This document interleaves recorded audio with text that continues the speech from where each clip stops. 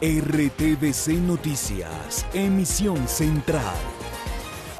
Este programa es para toda la familia. No contiene escenas de sexo ni violencia. Los menores deben estar en compañía de los padres o un adulto responsable. Contiene sistema closed caption. Este programa fue financiado con recursos del Ministerio de las TIC. RTVC Noticias, emisión central.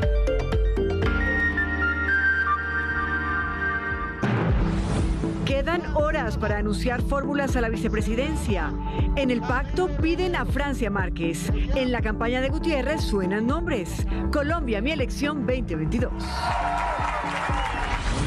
Sergio Fajardo ya definió. Irá con Luis Gilberto Murillo, exministro del gobierno Santos. Crecen las críticas a la registraduría por fallas en el conteo. Pacto Histórico dice que recuperó votos y sumará más curules. Hay reclamos en todos los partidos. Medellín y Bello en medio de emergencias por lluvias. Vigilan el nivel de las quebradas. Informe especial. Hoy hablamos de lluvias y emergencias. Hay ciudades y municipios con zonas en alto riesgo. Volvimos al barrio La Esneda de Dos Quebradas, un mes después de la tragedia por deslizamiento. Dolor y muchas preguntas de los afectados. Guerra de Ucrania, otro discurso heroico del presidente Zelensky. Entre tanto, Rusia no para en ataques y movimientos de tropas. Mariupol resiste. Sigue el cerco ruso a la ciudad. Bombardearon un teatro donde se refugiaban civiles. Mindefensa entregó a la JEP informes sobre 70.000 policías víctimas del conflicto. Piden abrir macrocaso. Alerta en Magdalena. 21 niños Kogi muertos en los últimos 2 meses por un virus respiratorio. Presidente Duque anticipó que la economía colombiana sigue creciendo. Dice que el promedio de enero fue 7%. En oportunidades, necesitan operarios de construcción en Montería. En Deportes, Nacional recibe a Jaguares, Millonarios recibe a Once Caldas en el Campín. Les contamos cómo va nuestra liga. Y ya está todo listo para el Carnaval de las Artes en Barranquilla, que comienza la próxima semana. En Cultura les cuento todos los detalles de la rueda de prensa del lanzamiento.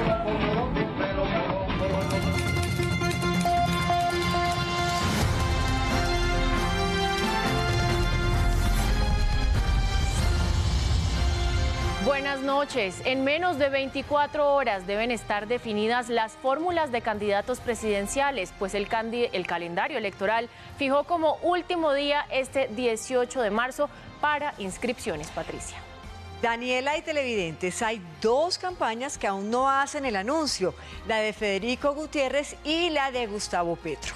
Sergio Fajardo ya anunció quién será su fórmula vicepresidencial. En la contienda electoral quedan 9 candidatos. Son horas de reuniones intensas, rumores desmentidos y versiones de todo tipo sobre las fórmulas a la vicepresidencia. En la campaña de Gustavo Petro siguen a puerta cerrada. Al parecer, aún no se descarta a Francia Márquez como fórmula. Sobre el tema trinaron líderes del partido. Acordaron que la decisión sobre la fórmula vicepresidencial se tomará el martes a mediodía. Más temprano, Francia Márquez reveló que había sido invitada para ser vicepresidente por la campaña de Sergio Fajardo. Agradezco tener en cuenta nuestra lucha. No aceptamos por 2 razones. Somos el pacto histórico y haremos el cambio para nuestra gente.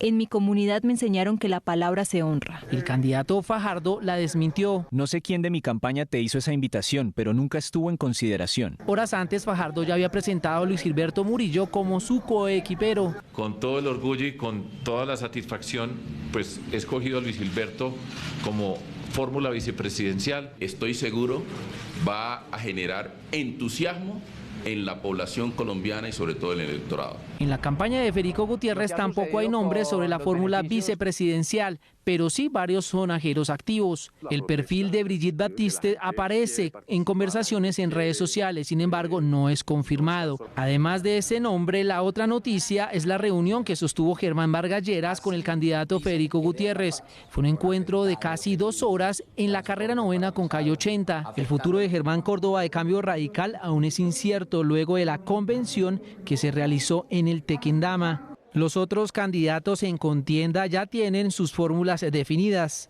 Rodolfo Hernández lo acompaña Marilyn Castillo Torres.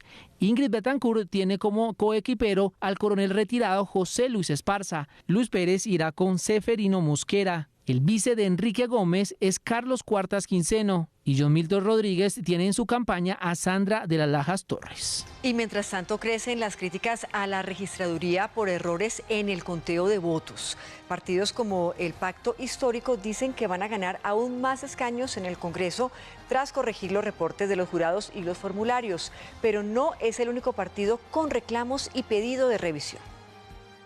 Las denuncias fueron hechas en las redes sociales por el Pacto Histórico, el Partido Verde y el Centro Democrático. Voy a explicarles cómo desaparecieron centenares de miles de votos del pacto para Senado. La directora de la MOE confirmó que hubo errores a la hora de llenar los formularios E14 utilizados para registrar los votos. Lo que estamos es frente a una gran cantidad de errores que se presentan o tanto en los formularios de conteo de votos que llenan los jurados de votación o en la transmisión de los resultados de esta información. Según la MOE, el Pacto Histórico tuvo 28.466 mesas en ceros, el Centro Democrático 4.866 mesas y el Partido Verde 5.625 mesas en ceros. La misión investiga en cuáles de esas mesas hubo un posible fraude y en cuáles en realidad no hubo votantes por cierto partido. Los cuestionamientos al registrador surgieron en distintos partidos. Por ejemplo, el senador Antonio Sanguino de Alianza Verde pidió respuestas. Vamos a citar un debate de control político porque lo que aquí está ocurriendo es absolutamente grave.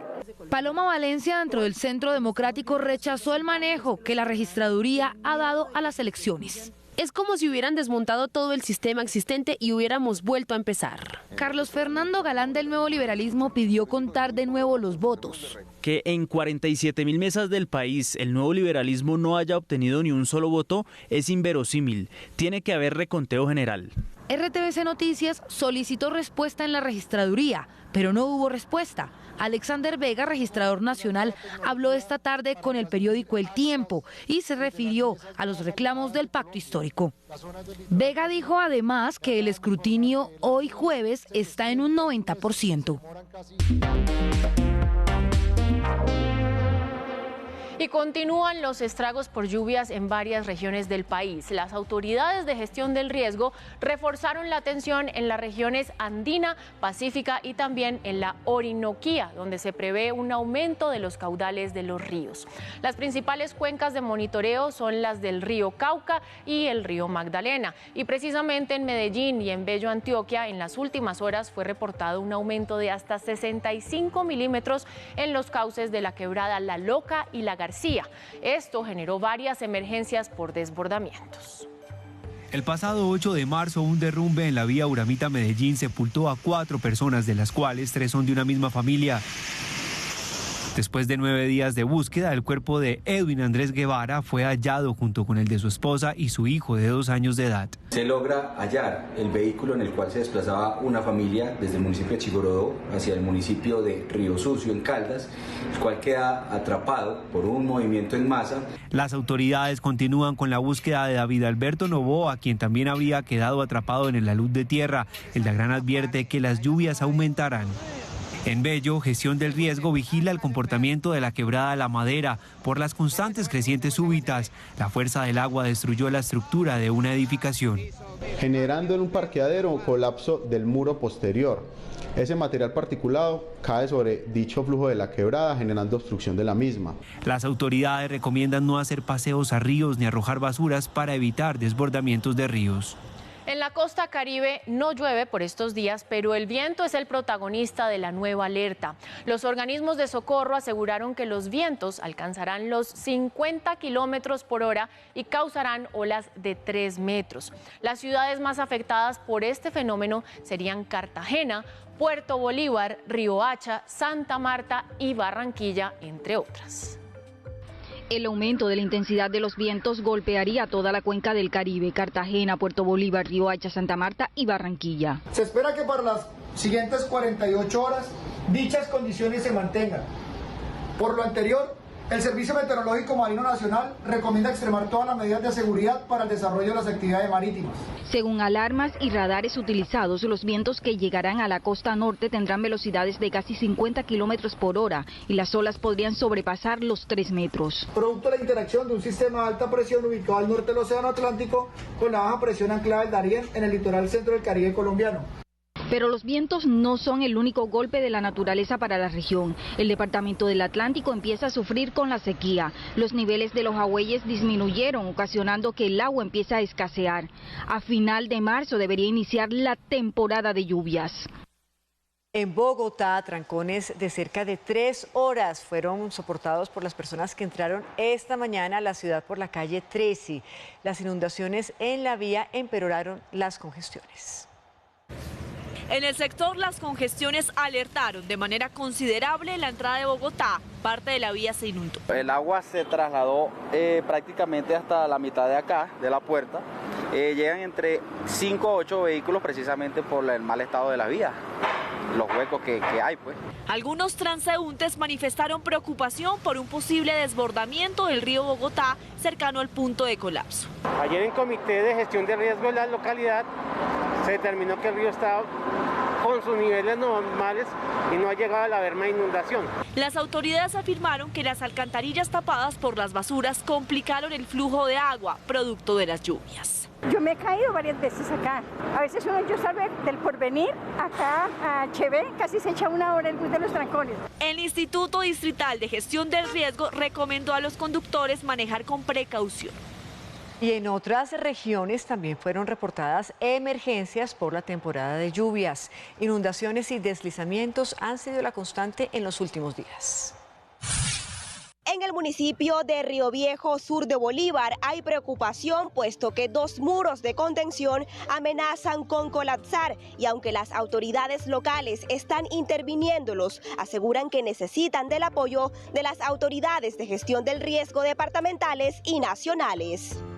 En el oriente de Caldas las lluvias continúan generando emergencias como la ocurrida en el municipio de Marquetalia, donde una vivienda resultó destruida por un deslizamiento. En Manzanares, los sectores de Buenavista, La Unión y Tres Esquinas reportan cierres viales por derrumbes. La vía Manizales-Bogotá ya fue habilitada, pero con alto riesgo de deslizamiento. Más de 100 veredas de la capital tolimense están afectadas debido a las fuertes lluvias que se han presentado durante las últimas horas. Los habitantes de los corregimientos Tres Esquinas, China Alta y Toche son los más afectados. Asegura la alcaldía de Ibagué que paulatinamente están atendiendo las emergencias viales.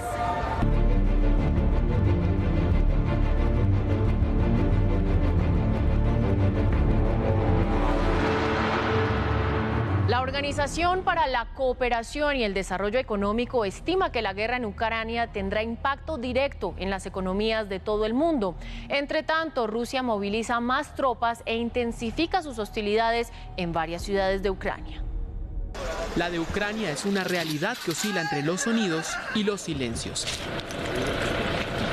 Kiev abraza un nuevo día aún más golpeada. Aunque derribado, los restos de un misil alcanzaron a arañar con fuerza este edificio residencial al que se dirigía, dejando al menos un muerto y varios heridos. Vivo en el piso 14. Estaba durmiendo y la onda expansiva me tumbó de la cama. Todo quedó completamente destruido en mi apartamento. Y los sonidos de Ucrania también son estos, los que activa su presidente al interlocutar con el mundo. Acumulando ovaciones, Zelensky hizo vibrar al Bundestag alemán. Ustedes están tras el muro de nuevo. No es un muro de Berlín, es un muro en Europa Central entre la libertad y la esclavitud. Y este muro se hace más grande con cada bomba en Ucrania, con todo lo que no se hace por el bien de la paz. La rutina misilística despobla ciudades e incrementa cifras de muertes. Kharkov y Chernigov siguen entregando estos paisajes y Mariupol aún no totaliza las víctimas del bombardeo contra un teatro donde se refugiaban cientos de civiles que así lucía antes del ataque. Muchos de ellos son buscados bajo escombros. La única palabra para describir lo que sucedió hoy es genocidio. Quiero creer que llegará el día en el que juntos levantaremos de las ruinas nuestra hermosa ciudad de Mariupol. Aquietar el bullicio de la guerra, que meses atrás era apenas ruido, fue posible con un silencio sincrónico de 60 segundos en el suelo de la invadida Ucrania. Mariupol ha sido una de las ciudades más afectadas por la ofensiva de las tropas rusas. Ucrania acusó a Rusia de bombardear un teatro donde se habían refugiado cientos de civiles, pese a que se había escrito la palabra niños en la parte delantera y trasera del edificio a manera de advertencia. Este teatro, que se convirtió en refugio de los habitantes de Mariupol desde que comenzó la invasión rusa, fue uno de los últimos blancos de esta ciudad del sureste de Ucrania, situada al borde del estratégico mar de Azov. El ataque fue condenado por el alcalde. La única palabra para describir lo que ha sucedido hoy es genocidio. Genocidio de nuestra nación, nuestro pueblo ucraniano. La destrucción en la ciudad es colosal y se calcula que el 80% de las viviendas han quedado destruidas. Más de 2.000 civiles han muerto y unas 30.000 personas han logrado huir, según las autoridades locales. Muchas de ellas se han desplazado forzosamente a Zaporilla, donde han encontrado refugio. Cada día se ponía peor y peor. Nos quedamos sin luz, sin agua, sin gas, sin medios de subsistencia. Era imposible comprar cualquier cosa en cualquier lugar. Voluntarios de la Cruz Roja han recibido a estos refugiados de Mariupol, que tuvieron que escapar de sus hogares sin tener tiempo de llevarse más que lo necesario. Cerca de 6.500 vehículos salieron de la ciudad en los 2 últimos días. Llegan cansados, enfermos, llorando. Los cuidamos, todo está bien, les brindamos refugio. Pueden darse una ducha aquí, todo está previsto para ellos. Las familias ucranianas evacuadas de Mariupol han descrito como un infierno lo que vivió la ciudad en las últimas semanas. Otras 350.000 personas siguen en la ciudad, sobre la cual los aviones rusos lanzan cada día en promedio de 50 a 100 bombas. El Ministerio de Defensa ruso desmintió haber bombardeado el teatro y acusó de la explosión al batallón nacionalista ucraniano Azov. Sin embargo, Estados Unidos y la Unión Europea condenaron el ataque y otros más que constituyen graves violaciones del derecho humanitario y crímenes de guerra. Y volvemos a Colombia para contarles que el ministro de Defensa entregó a la JEP un informe que soporta la petición de abrir un macrocaso por los más de 70.000 uniformados de la policía que fueron víctimas de las extintas FARC en el conflicto armado. ¿Qué hacen con mi cuerpo? Fácil, abrimos un hueco, te enterramos ahí y ya, ahí quedas. Esa fue mi medicina, mi mejor medicina para curarme y querer vivir, porque de una vez se me vino a la cabeza mi mamá, mi familia, porque si eso pasaba, si yo me dejaba morir, mi familia, mi mamá siempre iba a estar secuestrada porque nunca iban a entregar mi cuerpo, señores. Este desgarrador relato se suma al de los más de 70.900 policías que fueron víctimas de vejámenes por parte de las extintas FARC y que el informe entregado a la JEP constata. Desplazamiento forzado con 62.901 policías que se extiende a sus familias. Homicidio, 13.248 policías y actos terroristas 2.699. Dijo el ministro de Defensa que los policías y sus familias también merecen verdad, justicia y reparación. Se pudiera aperturar el caso de crímenes de guerra de la FARC en contra de los miembros de la fuerza pública y de sus familias que también fueron víctimas de ellos. Vamos a recibir este informe y vamos a entregarlo a la sala de reconocimiento para que ella lo tome como una pieza esencial en el trámite de los asuntos bajo su competencia. Los policías representan el 17% del total de víctimas de la fuerza pública, que supera los 403.000 afectados. Autoridades de salud del pueblo Cogi denunciaron que en los últimos 2 meses han muerto 21 niños de una comunidad de Palomino en La Guajira. Esto debido a infecciones respiratorias. Eduvilia Uriana, periodista de Radio Nacional, nos amplía la información. Se trata de una comunidad Cogi ubicada en la Sierra Nevada de Santa Marta, específicamente en la cabecera de la cuenca del río Palomino en Dibuya, La Guajira. Allí ellos están reportando que se están viendo afectados por un extraño virus que ataca principalmente a los niños. 21 de ellos ya han fallecido en lo corrido del 2022 a causa de esta enfermedad, según lo informó Judith Nubita, coordinadora de salud del pueblo Cogi. En enero fueron 8, en febrero fueron 12 y en marzo ya decidieron tomar la decisión desde las autoridades tradicionales a que tuvieran que ser remitidos hasta la ciudad de Santa Marta, en donde están, y pues son 10 menores que se encuentran en el hospital Julio Méndez. Esta comunidad indígena está ubicada a 2 días de camino de la ciudad de Santa Marta, hasta donde están siendo trasladados los menores de edad. Por eso las autoridades tradicionales piden al Estado apoyar trasladando a los pacientes vía aérea. Y un profesor de Vélez Santander fue acusado de abusar de 2 niñas.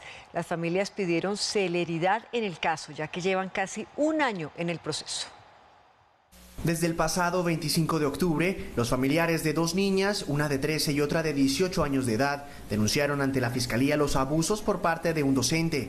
Las hermanas sienten miedo porque este hombre, al parecer, las sigue intimidando. La sigue acosando telefónicamente y le sigue escribiendo cosas que ellas no tienen por qué recibir ese maltrato. Los familiares aseguran que en ocasiones el profesor llegaba a la vivienda a amedrentarlas. Necesitamos el apoyo de la Fiscalía para que esta persona sea llevada a las autoridades y estudien sus comportamientos según el caso. La Secretaría de Educación del departamento intervino en el caso. Desde la Oficina de Control Interno Disciplinario también se adelanta este proceso para buscar la suspensión o el retiro de este docente si es el caso de llegarse a comprobar esta situación. La Fiscalía dispuso medidas de protección para las menores de edad y sus familiares. Decenas de estudiantes de la zona rural de Cali salieron a protestar por los alimentos del plan de alimentación escolar. Según los docentes y los jóvenes, llevan varios días sin recibir los alimentos. Más noticias en el siguiente resumen informativo.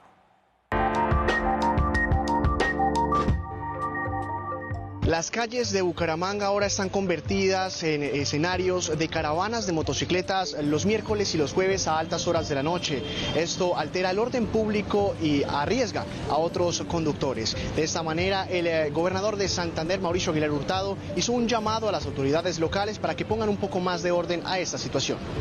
En el municipio de Venecia, Antioquia, se registró un triple homicidio donde las víctimas, 2 de ellas serían 2 mujeres menores de edad y un hombre de nacionalidad venezolana. Las autoridades desconocen el motivo de los hechos, sin embargo, han adelantado 2 consejos de seguridad en esta zona del departamento.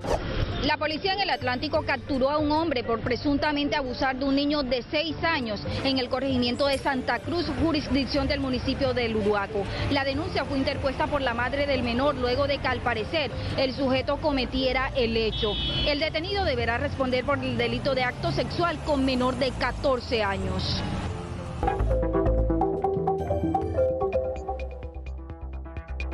Informe especial en RTVC Noticias. Hace poco más de un mes el país vio la tragedia del barrio La Esneda, ubicado justo en el límite entre Pereira y Dos Quebradas. Un deslizamiento de tierra sepultó parte del barrio y 17 personas lamentablemente murieron. Pues Patricia, la angustia con la que vivían estas familias terminó en un desenlace fatal y se repite en cientos de barrios por todo el país. En este informe especial les contaremos las historias de los sobrevivientes de La Esneda y de las familias que habitan con temor sus casas por estar en zonas de riesgo. También las cifras de damnificados que dejan las lluvias hasta la fecha y la opinión de expertos sobre la posibilidad de reubicar estos hogares. Iniciamos. La mañana del pasado 8 de febrero será imborrable para los habitantes de Dos Quebradas en Risaralda. Los gritos y la angustia se apoderaron del barrio La Esneda. Allí la comunidad sabía que vivía en una zona de riesgo cerca al río Otún y aunque les habían prometido la reubicación, eso no ocurrió. Y ese día parte de la montaña sepultó a sus vecinos y les arrebató la vida. Volvimos al barrio un mes después. Hablamos con los sobrevivientes y con los vecinos, quienes a pesar del riesgo latente permanecen en la zona y lo peor, en sus casas. Era a las 6:20 de la mañana, yo estaba entre dormir cuando escuché que la tierra vibró. ¡Por favor! ¡Desalojen! ¡Por favor, desalojen! ¡Se está represando el río! ¡Desalojen! ¡Por favor, desalojen! Las cicatrices no sanan, la tragedia no se puede superar tan fácil. En cada rincón, los detalles recuerdan a quienes ese día no se pudieron despedir de sus familias, porque la naturaleza, en su afán de recuperar su espacio, se llevó por delante todo. Cada palabra es un golpe en el alma, es revivir la pesadilla que duró varias horas. Por eso el regreso de Víctor a la zona fue doloroso. Recorrió lo que fue su casa y hoy es solo una pila de escombros. Él es uno de los sobrevivientes de la tragedia de Dos Quebradas en Risaralda. Es muy duro ver la vecinita, salió la hija, que le salió herida. Es un continuo vacío en el alma, un duelo que aún no termina después de más de un mes. Y fue precisamente en este punto del barrio donde ya hace un mes se presentó la tragedia. Parte de la montaña colapsó, aquí habían 4 viviendas que quedaron totalmente destruidas y dentro de esas viviendas habían 2 personas, mamá e hijo, que infortunadamente fallecieron en esta emergencia. Cuando estamos acá, miro es que las piedras van hacia allá, ¿entiende? Eso ahorita no para ir para abajo. Entonces, bendito sea Dios, se acabó todo esto, ahora sí. Esneda, como el poema de Eustaquio Palacios, nombre de mujer independiente, decidida y arriesgada. De pronto por eso, así bautizaron al barrio que por más de 50 años retó al río Tun y a una montaña que siempre fue rebelde. Toda la vida el barrio La Esneda ha sido de alto riesgo y sin embargo no está aquí porque ¿para dónde nos vamos a ir si nosotros somos personas humildes? El barrio está habitado por cerca de 3.500 personas que viven en aproximadamente unas 430 casas. Todo este sector es catalogado por las autoridades como una zona de alto riesgo. Ese río Bajeto es peligroso. Con nosotros no aquí dormimos, pero estamos con alerta. ¿Entiendes? A veces cuando yo veo que está lloviendo muchísimo, yo me voy pan de mi hija. Al menos unas 8 familias aquí en el barrio decidieron de manera voluntaria salir de sus casas, porque como ven, quedaron parcialmente y otras totalmente destruidas. Es uno ya que se va a quedar ahí, tiene que bregar a ver y sí. Por eso desde el gobierno se planea relocalizar a las familias que están en riesgo, buscando su seguridad y tratando de evitar que se repita la tragedia. Ya el gobierno nacional aprobó 12.000 millones de pesos para este proyecto. Entre el municipio de Pereira, la gobernación de Risaralda, el municipio de Dos Quebradas, se va también a colocar 1.500 millones de pesos para complementar los recursos que se requieren para la ejecución del proyecto como tal. Y aunque las noticias parecen alentadoras y los millones ilusionan, la tensión no termina porque con el comienzo de la parte más fuerte de la temporada de lluvias en el país, regresa el miedo de que la montaña vuelva y ceda ante el agua que anhela retomar el lugar que algún día tuvo. Tras conocerse lo ocurrido en La Esneda, el presidente de la República pidió con urgencia un mapa nacional de barrio en riesgo. Nos dimos a la tarea de hablar con esas familias que hoy viven en estas zonas críticas. Sus testimonios son conmovedores.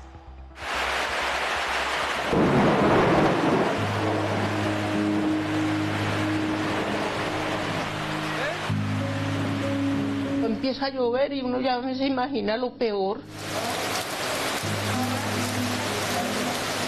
Pues sí, nosotros nos acostamos, pero no sabemos si amanecemos o abajo a la quebrada o qué llega a pasar. Claro, yo sí pienso mucho que se vaya a arrancar eso y se vaya a ir mi hija por allá y se vaya a morir. Vivir con miedo. Esa parece ser la constante de miles de familias colombianas que se sienten amenazadas por las lluvias. Ese temor es tan constante que las cifras de la Unidad de Gestión del Riesgo señalan que 130.000 familias viven en zonas de alto riesgo en Colombia. Tablas, latas y plásticos los resguardan del frío.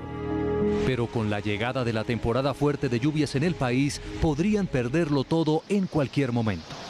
Siempre hay deslizamientos de los ranchitos, siempre hay casas que se han perdido las cosas en total.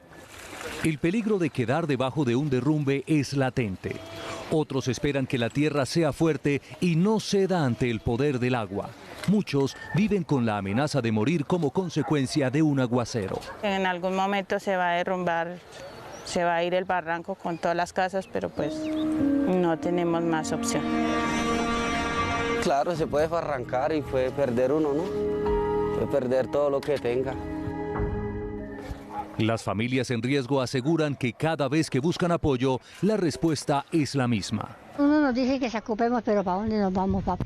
Y a mí me dieron pues orden de evacuar, pero yo en realidad no he tenido para dónde irme.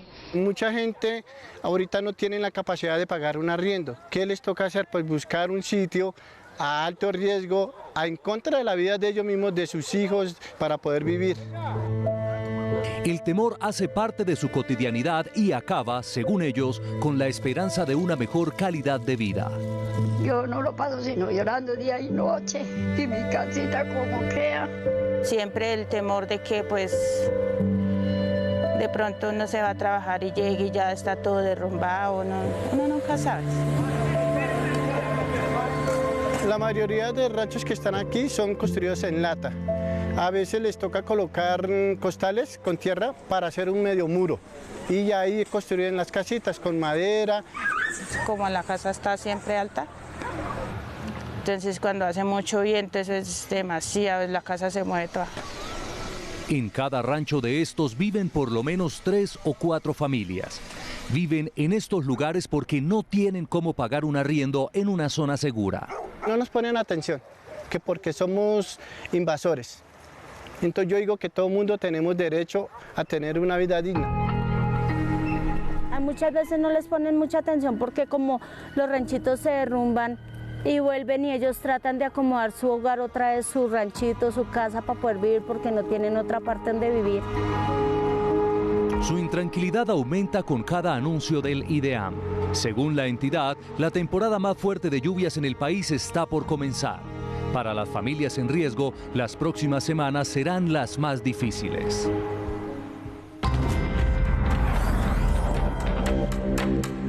Y atención, son las 7:29 de la noche. Interrumpimos realmente nuestro informe especial para contarles acerca de una noticia electoral que se está dando en este momento.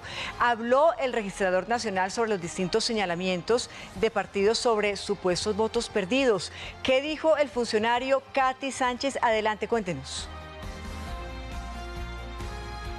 Así es, en este momento aquí desde la Registraduría Nacional lo que ha manifestado Alexander Vega, el registrador nacional, es que no hay fraude. Sin embargo, seguirán el conteo de votos y mañana se daría a conocer los resultados tanto de las legislativas como de las consultas que se votaron el pasado 13 de marzo. Así lo anunció el registrador nacional.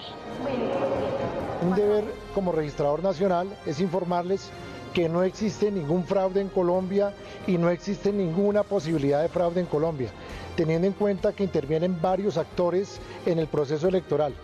Por primera vez en Colombia tuvimos 6 misiones de observación electoral, se nombraron más de 200.000 testigos electorales en todas las mesas, se nombraron todos los jurados de votación de los partidos políticos e igualmente, y lo más importante, toda la información a diario se ha publicado de manera oficial en los portales de la registraduría. El preconteo no tiene valor legal, es meramente informativo. Ese preconteo no se hace con los votos, se hace con las actas. Primero, acá no podemos hablar que nadie ganó o recuperó votos, porque hay que esperar el escrutinio. Todo lo que se diga en redes se asume en desinformación porque cada uno asume cualquier información que le llega. Según el funcionario, son más de 600 los jurados que se capacitaron en el país para las elecciones del 13 de marzo, el pasado domingo. Sin embargo, siguen trabajando y siguen adelante para que este tipo de errores no ocurran en las elecciones del próximo 29 de mayo. Hay algo claro, donde hubo inconsistencias de tipo dolosa, donde los jurados se demuestre, porque toca esperar la información de las actas y el informe de los jueces de la República, donde se hayan encontrado actuaciones dolosas de los jurados, no errores humanos, trasladaremos a la Fiscalía y a la Procuraduría estas investigaciones. Nosotros tenemos claro que hay responsabilidad disciplinaria y penal de los jurados donde hayan hecho falsedades en los documentos. Así es, y es que también dio un dato importante y es que hasta el próximo viernes tienen los candidatos plazo para poder inscribir a sus fórmulas vicepresidenciales. Katy, muchísimas gracias. Estaremos, por supuesto, muy atentos a lo que continúa el desarrollo de esta noticia. Nosotros interrumpimos nuestro especial, pero vamos a retomarlo. Los testimonios de las familias que viven en los barrios afectados en Bogotá, Medellín y Bucaramanga retratan también la realidad de muchas zonas pobres en el país. Las preguntas que surgen: ¿es posible reubicar a los hogares en riesgo? ¿Existen los recursos para hacerlo? ¿Hay decisión política en los mandatarios locales? Bien, pues hablamos con Omar Darío Cardona, experto en gestión del riesgo. Durante el 2022, 30.000 personas han resultado afectadas por las lluvias en diferentes regiones del país. La mayoría viven en zonas de alto riesgo, aun cuando en Colombia existe una ley que obliga a la reubicación inmediata de todas estas familias. Colombia, desde la Ley 9 de 1989, establece que las zonas de alto riesgo pues tienen que ser identificadas y tienen que reubicarse sus asentamientos humanos que están allí ubicados. En el primer trimestre, 4.650 viviendas han resultado averiadas y 63 han quedado completamente destruidas. Las remociones en masa y las inundaciones han sido las causas más recurrentes.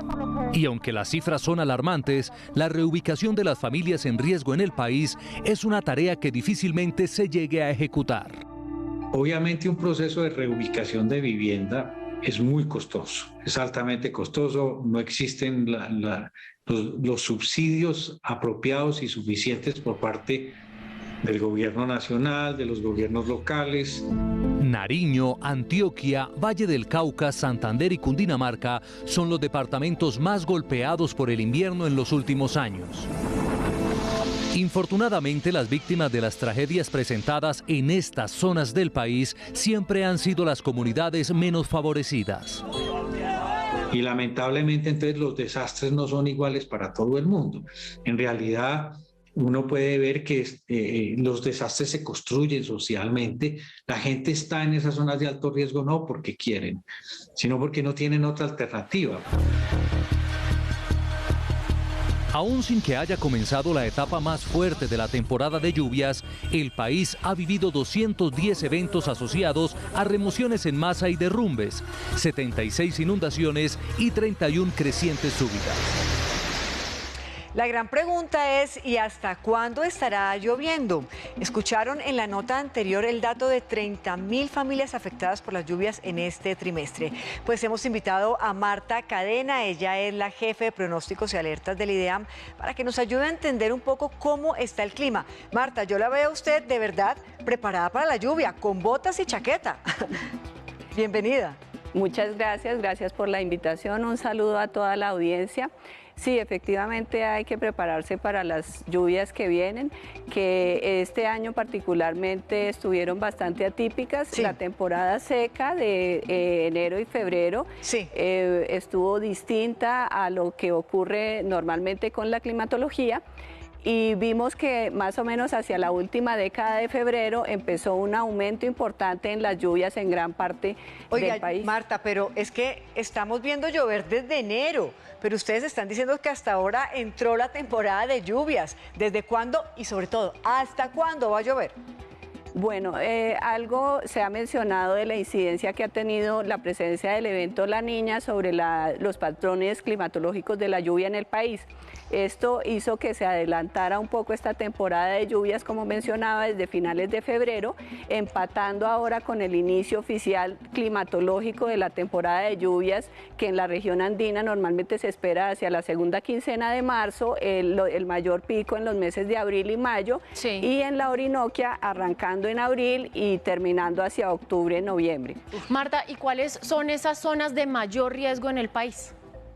Bueno, hemos observado que la mayoría de deslizamientos de tierra, crecientes súbitas, aumento en los niveles se han presentado sobre la región pacífica y en gran parte del occidente de la región andina.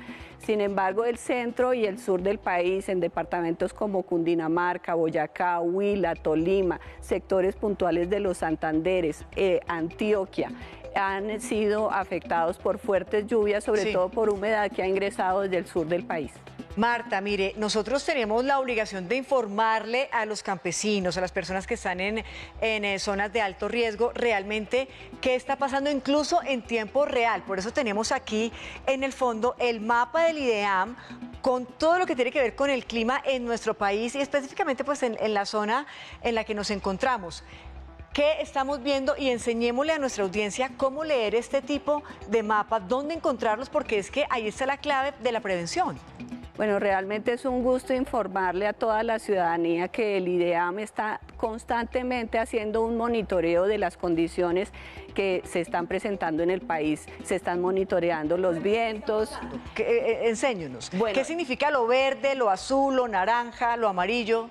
En este momento estamos observando una imagen de satélite en la banda del infrarrojo. Esto lo que hace es resaltar las zonas donde hay mayor humedad. Hay como una reflectancia en el tope de las nubes que, asociada a la temperatura de esa nube, nos dice más o menos cuáles tienen mayor desarrollo y cuáles podrían generar precipitaciones en algunos sectores. Bueno, aparte del oriente colombiano, mire cómo está Bogotá. O sea, Bogotá va a llover y va a seguir lloviendo. En Bogotá continuarán las lluvias, desafortunadamente. Ahí está Bogotá, mira, ahí podemos ver exactamente cómo se observa la capital colombiana y estamos viendo que específicamente ahí en el área norte llueve y va a seguir lloviendo. Sí, definitivamente las localidades más afectadas en los últimos días han sido el norte de la capital, el occidente, Kennedy, Fontibón, Bosa, Suba, todo lo que es los cerros orientales, Chapinero, Usaquén, San Cristóbal y algunas zonas de Usme. Bueno, hay un convenio con el IDIGER, que es la entidad que recoge. Pero si yo me meto ahorita al celular, ¿dónde lo encuentro? ideam.gov.co, pronósticos y alertas. Excelente, usted es una dura, Marta, gracias por estar con nosotros. Ok, a ustedes muchísimas gracias. Nos vamos a tener que vestir como usted. Claro. Es Marta Cadena, jefe de pronósticos y alertas del IDEAM.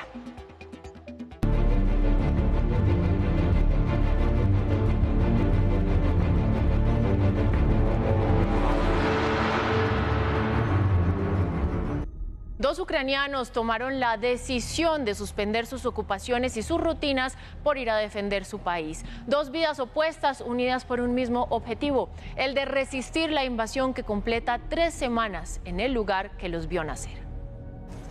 Empacar la vida para salvarla de millones. Renunciar a una pasión hecha profesión para vestir un nuevo uniforme. Uno es tenista y el otro tenía la vida resuelta en Canadá. Y ninguno de los dos imaginó que sus destinos iban a hacerse uno, el de defender a su país. Sergí y Vartan pausaron el flujo natural de sus vidas y las resignifican bajo la reflexión que sus corazones suman en el contrapeso que su país necesita hacer a Rusia. No está bien que Rusia haga esto y no está bien que otros países se queden y observen. Toda la situación no está bien. La destreza manual es la misma, aunque sea con una raqueta o con un rifle, siempre que el norte sea representar al país en la arena que sea. Para mí estar aquí podría ser un error, debería estar con mi familia, pero si estuviera en casa con ellos sería un error estar allá y no aquí. No tenemos otra opción. Si no nos ponemos de pie, no tendremos un país que defender, no tendremos un país en el que vivir. Cambiar la apacibilidad de la vida por la guerra no es decisión fácil, pero el mismo impulso, a pesar de estar a kilómetros de distancia uno del otro, hacen viva a Ucrania. Sus hijos de vuelta son fortaleza en tiempos difíciles.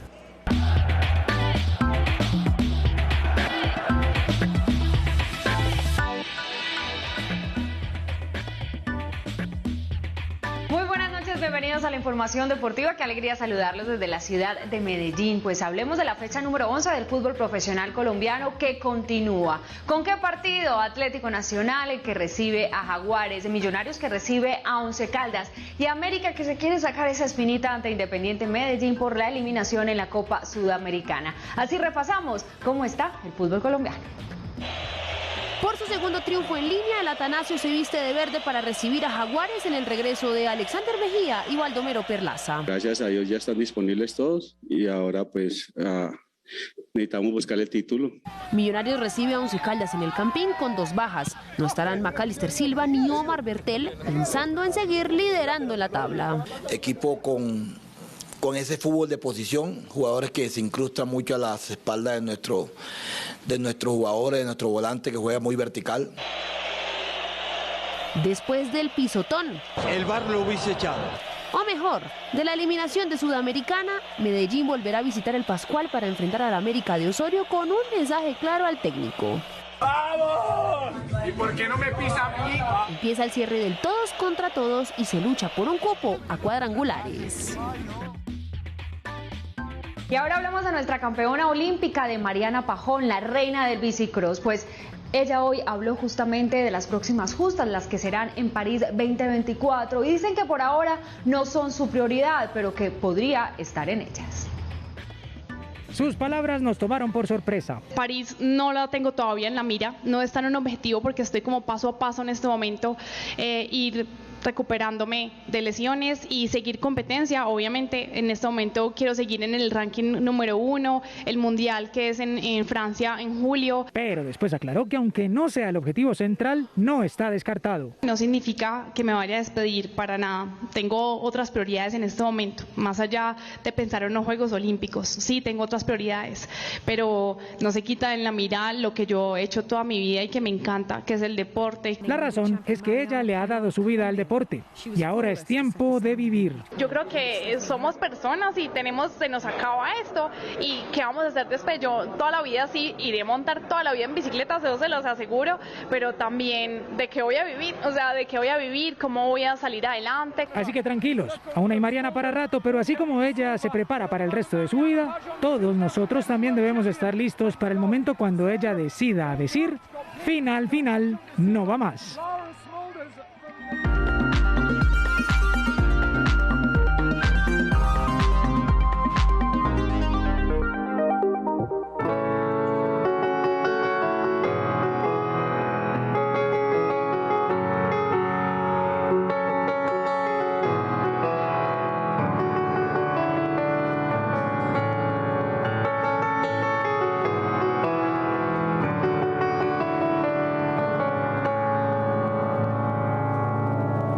Esto es Tarde lo conocí, de Patricia Terán, la diosa del vallenato, y me sirve hoy de abrebocas porque en su momento la letra fue una revolución para los roles sociales que debía cumplir la mujer. Estamos hablando de 1994 y Terán canta: sé que tiene compromiso, yo sé que usted tiene quien lo quiera, pero bien vale la pena arriesgarme por tener su cariño. De eso hace casi 20 años. Piensen que en esa época una mujer que confiesa estar enamorada de un hombre casado es un escándalo, algo impensable, porque las mujeres debían respetar el sagrado compromiso del matrimonio, así fuera por encima de su propia felicidad. Bienvenidos a una nueva entrega del Manual Revisado para Mujeres del Siglo XXI, un trabajo en equipo de RTVC Noticias y la Biblioteca de Escritoras Colombianas.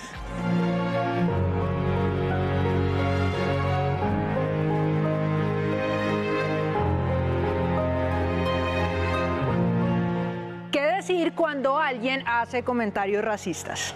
Teresa Martínez de Varela, escritora chocuana que nació en 1913, nos da luces con la siguiente cita de su libro Mi Cristo Negro. El gobierno me está pagando un sueldo fijo por blancos y negros. La cita viene de la siguiente escena. Al maestro Lisandro le dicen que tiene todo muy limpio y muy organizado en su salón de clases, pero que tiene mal distribuidos los puestos de los niños, que tiene negros y blancos revueltos, cuando los blancos, por supuesto, deberían estar adelante y los negros atrás. El maestro Lisandro dice: lo siento, a mí me pagan lo mismo por ambos. ¿Qué responder a la suegra que presiona para que le den nietos? Amira de la Rosa, escritora barranquillera que nació en 1903 y autora de Los hijos de ella, sugiere lo siguiente: chico, ni que fueras un monarca, hay que ver lo que se cuida mamá del heredero. El cuadro es este: Ernesto quiere dejar a Regina porque ella no le ha dado hijos, y en la pelea se mete doña Luisa, la mamá de Ernesto, cosa que no les recomiendo para nada. En medio del agarrón, doña Luisa dice: mi hijo no se casó para no tener descendencia. Y Regina responde: chico, ni que fueras un monarca. ¿Qué hacer cuando una amiga cercana es tildada de mala influencia? Emilia Yarza, escritora bogotana que nació en 1919, propone lo siguiente: que vengan, sí, que vengan los tristes, las mujeres sin hijos, los hombres negros, los niños sin risa, los jornaleros, las vírgenes y los poetas. La estrofa es parte de un poema que aparece en su libro Acá empieza el fuego, en el que en esencia dice que le da lo mismo si son prostitutas, homosexuales, vírgenes, ladronas, si tienen piojos o si son suicidas, que nada de eso importa porque, vuelvo y cito textualmente, yo tengo sitio para aquel y para ti.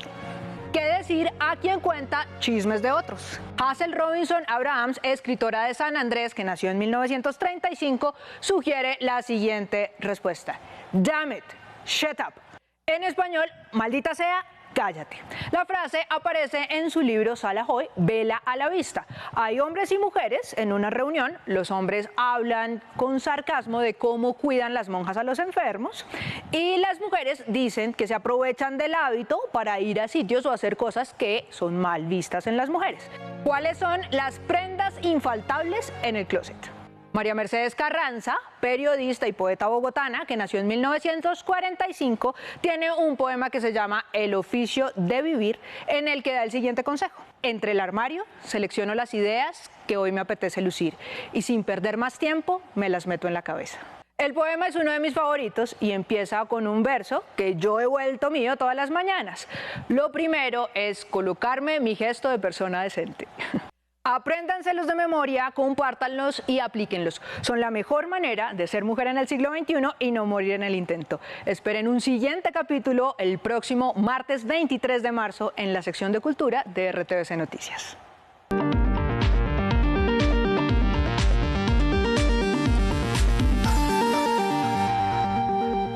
El presidente Iván Duque habló de varios temas de economía, anticipó el crecimiento en el proceso de reactivación y se refirió al proyecto de Hidroituango. El mandatario aseguró que el crecimiento promedio de enero fue de 7%, cifra que será similar a la del consolidado del primer trimestre de 2022. La proyección para todo el año, según Duque, será 5%. Duque se refirió además al proceso licitatorio de las obras finales del proyecto Hidroituango. Y sería muy triste que quienes pongan en marcha semejante proyecto después terminen esperando a que lleguen nuevos a llegar a aprender. Ese proyecto se requiere para Colombia. El mandatario habló de las plataformas digitales, diciendo que la reglamentación debería darse en el Congreso. Yo creo que una discusión adicional no sería malo, pero tiene que ser sobre la base de que no haya competencia desleal cuando se presentan el pago de requerimientos por un servicio que tiene múltiples implicaciones de seguridad con otros operadores informales que pueden en el curso de un día, según prendan o apaguen la aplicación, desarrollar un servicio integral o no hacerlo. Duque cerró su agenda en la celebración de los 27 años del Club El Nogal. Colombia alcanzó 28,3 millones de conexiones 4G en el tercer trimestre de 2021, según el Ministerio de las TIC. Les contamos la historia de un caqueteño que ha logrado estudiar a distancia gracias a esta tecnología. En Puerto Arango, Caquetá, Rubén Darío Polo ha logrado estudiar a distancia gracias a la calidad de internet que ha llegado a la zona. Lo utilizamos en conferencias de streaming, conferencias de voz, por allí con Zoom. Aquí hay conmigo muchas personas que estudiamos a distancia. También le ha servido como apoyo para proyectar su trabajo en turismo. Desde aquí yo puedo mostrar mucho más fácil mi proyecto de turismo.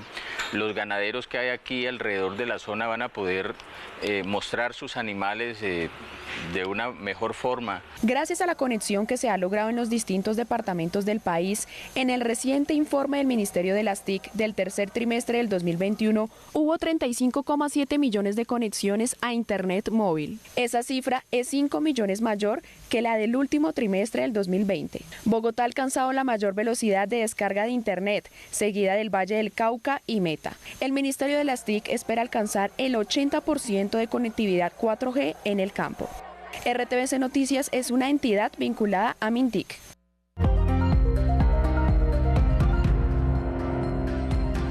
El precio del dólar bajó 10 pesos con 46 centavos y llegó a 3.816 pesos con 43 centavos.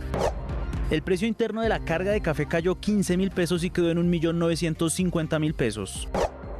$40.000 y 154 millones de pesos fueron retenidos por la DIAN en una casa de cambio ubicada en Usaquén, norte de Bogotá. Según las autoridades, las divisas eran vendidas de manera ilegal. 2,6 billones de pesos movilizó el Fondo Nacional de Garantías en lo corrido de este año en créditos para pequeñas y medianas empresas y subsidios de contratación. Decisión de la Procuraduría contra 15 concejales de Arauca y una nueva audiencia en el caso de Sara Sofía. Estos y otros hechos en el siguiente resumen informativo en un minuto. La Fiscalía acusó formalmente a Nilson Díaz y Carolina Galván de ser los responsables de la desaparición de Sara Sofía Galván. La defensa de Carolina Galván busca que sea declarada inimputable. La audiencia de juicio quedó programada para el 31 de mayo. La Procuraduría formuló cargos disciplinarios contra 15 concejales de Arauca por aparentes irregularidades en la contratación del alumbrado público. Los funcionarios se habrían extralimitado en sus funciones al no haber dado debates sobre el tema. En Teorama Norte de Santander, el ejército neutralizó una acción terrorista del EPL con un retén ilegal sobre la vía y grafitis en volquetas. Los vehículos retenidos al parecer iban a ser incinerados. La unidad de búsqueda recuperó 3 cuerpos del cementerio evangélico de la vereda El Tarso en Cauca, los cuales pertenecerían a personas desaparecidas en hechos relacionados con el conflicto armado entre 1992 y 1994. El ejército ayuda a los organismos de socorro a controlar el incendio en el Cerro El Nevado en Yopal, Casanare, que ya completa un día.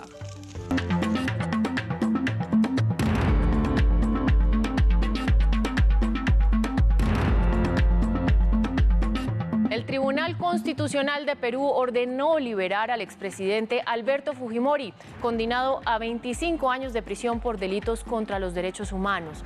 La decisión se da luego de aceptar un habeas corpus que solicitaba la nulidad de la resolución judicial que suspendió el indulto otorgado al exmandatario en 2017. Un juez de Tegucigalpa autorizó la extradición a Estados Unidos del expresidente de Honduras, Juan Orlando Hernández, requerido por narcotráfico y uso ilegal de armas. La solicitud de la Corte del Distrito Sur de Nueva York se basa en que el exmandatario habría sido cómplice para transportar toneladas de cocaína por distintas rutas, desde Colombia y Venezuela hacia Estados Unidos. Integrantes de la ONG ambientalista Greenpeace escalaron la fachada del edificio del Consejo de la Unión Europea en Bruselas. En el ascenso exigieron medidas más estrictas contra la deforestación. Desplegaron también una lona con un contador de las hectáreas de bosque destruidas en el mundo, justo cuando se reunían los 27 ministros de Medio Ambiente del bloque político para discutir una propuesta de ley sobre el tema. Y llegamos a oportunidades. Atención, operarios de construcción en Montería y en municipios cercanos. Hay 239 vacantes y una puede ser suya. Aquí les contamos de qué se trata. En oportunidades para que ayudantes y obreros de construcción trabajen en Montería, vaya a la página www.agenciapublicadeempleo.sena.edu.co. Allí debe dar clic sobre la sección vacantes, luego escoge el departamento Córdoba, selecciona el ítem operación de equipos del transporte y oficio y escoge la convocatoria. Ojo, porque antes de empezar cualquier proceso, debe crear un usuario y contraseña para registrar sus datos en la plataforma. Al ingresar le aparecerán las generalidades y requisitos como ser colombiano, ser bachillero técnico y tener mínimo 6 meses de experiencia laboral en el área. Atentos, porque son 239 vacantes con salarios de hasta 2 millones de pesos mensuales que se están ofreciendo en diferentes empresas de municipios como Montería, Lorica, Chinú y Sagún. Recuerde que la convocatoria va hasta que se agoten los cupos. Y muy importante, si quieres seguir informado 24/7, nos encuentra en todas nuestras redes sociales como RTVC Noticias.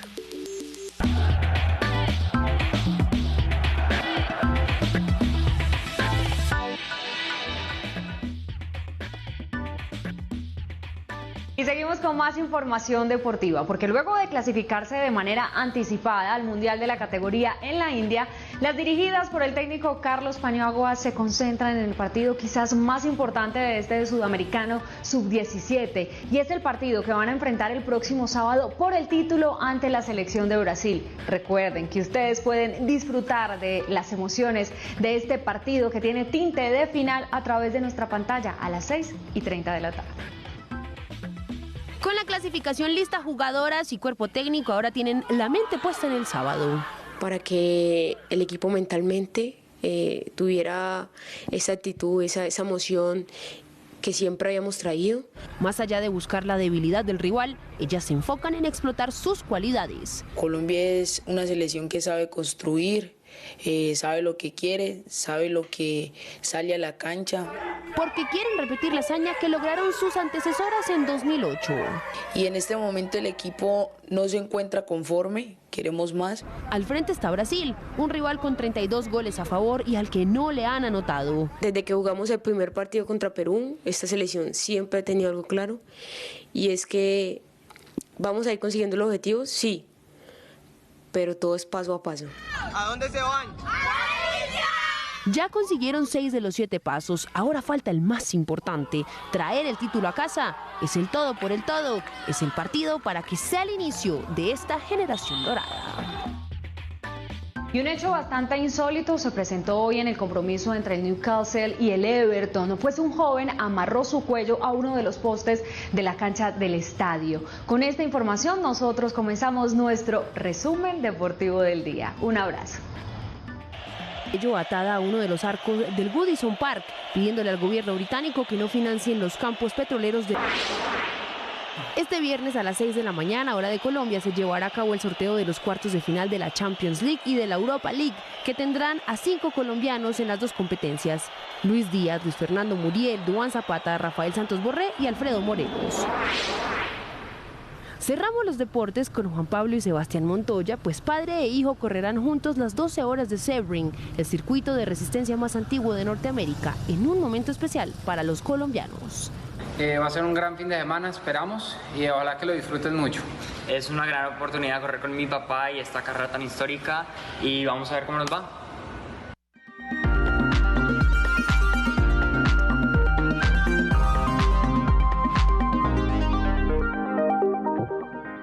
La próxima semana comienza el Carnaval de las Artes en Barranquilla. Es una semana completa de música, de libros, de autores. Va a estar increíble. Yo me voy a tener que quedar en Bogotá, pero Juan Sebastián Ramírez, Lord Cultura, va a estar allá para contarles a ustedes absolutamente todo. Por lo pronto, tuvimos a nuestra corresponsal de Barranquilla en la rueda de prensa de inauguración y así le fue.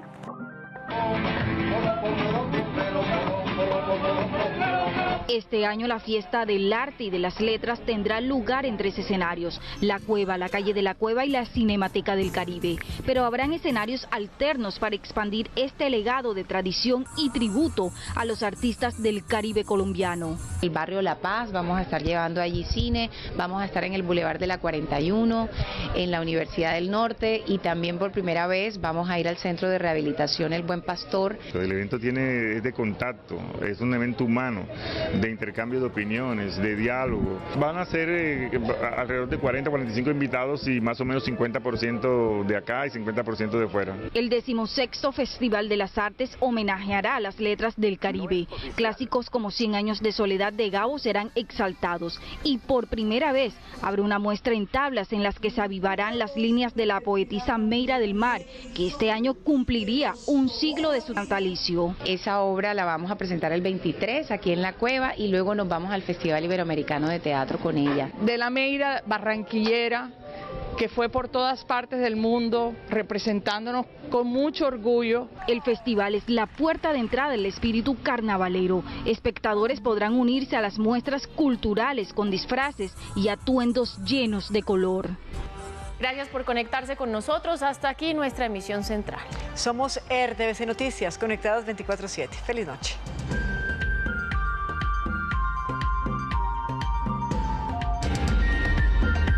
RTVC Noticias, emisión central.